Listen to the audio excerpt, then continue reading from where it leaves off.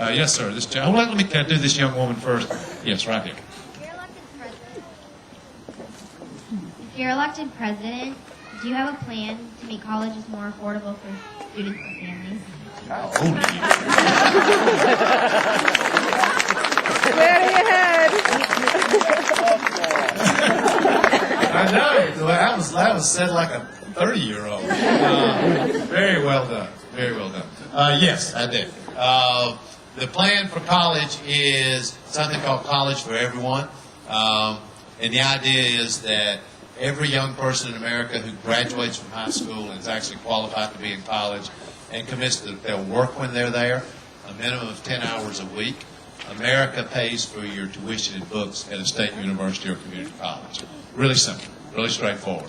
And what I had this idea years ago, and I wanted to see if the basic idea comes from my own life experience, which is probably like a lot of yours.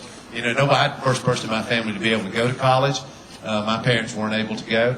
And I worked when I was in college to pay. I borrowed money, like a lot of people. I borrowed money, and I worked when I was there so I could pay my tuition and room and board, and including unloading tractor-trailer trucks, which I'll never forget. But what I thought was it was a good model for what's possible in America.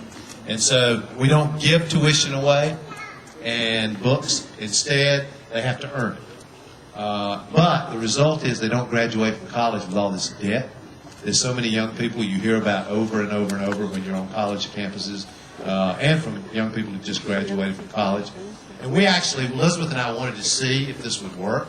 So we went to an area of eastern North Carolina and put it in place just for the first year of college, because we didn't have enough money to go beyond the first year for these kids. But basically what we did was we went to this county and said, all right, we're going to raise the money privately, make sure that it's there, and let's see if it works. And it's been in place for a couple of years, and the last statistics I saw, about 70% of the kids who were graduating from high school were signing up for it. So I think it's got great potential, and I think it could really help ease the cost burden of college, particularly with college tuition going up so much.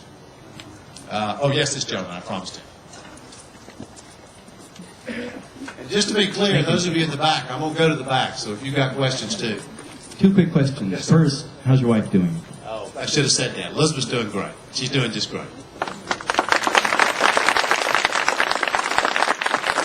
Second question. I appreciate you're willing to take on the corporations for running so much of the government, but I think the only way you're going to do that successfully is by eliminating corporate personhood. Are you willing to do that? Well, I haven't proposed that. I've been asked that before. There's not much I wouldn't be willing to do at the end of the day if it became necessary. What I want to do now is take away their financial power. I mean, one of the reasons they have so much influence is because they funnel so much money into political campaigns in one way or another. And I think that needs to be cut off. That's what the public financing component of what I've been proposing does. I do think, and by the way, I want to say one other thing on this very subject. I hope, and I speak for myself, and I hope some of you feel the same way, I hope we're not going to replace a group of corporate Republicans that have been running the government with a group of corporate Democrats, because that would not be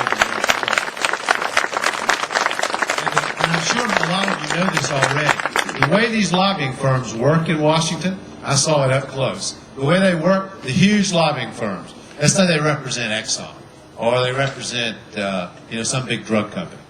What they have is they have a group of lobbyists, Republican lobbyists, who work the government when the Republicans are in power. And then they have a group of Democratic lobbyists who work the government when the Democrats are in power. Now, obviously it's always better when the Democrats are in power. But what we don't want is to continue to empower a broken system. And this system is broken. It is not right that you got in the same firm lobbyists for Republican lobbyists and Democratic lobbyists. They're working for the same companies, exactly the same cause. But they just switch back and forth depending on who's in the position of power. That all has to change. That's why we can't replace corporate Republicans with corporate Democrats if we want to see real change in the country, because it won't happen if we don't do it.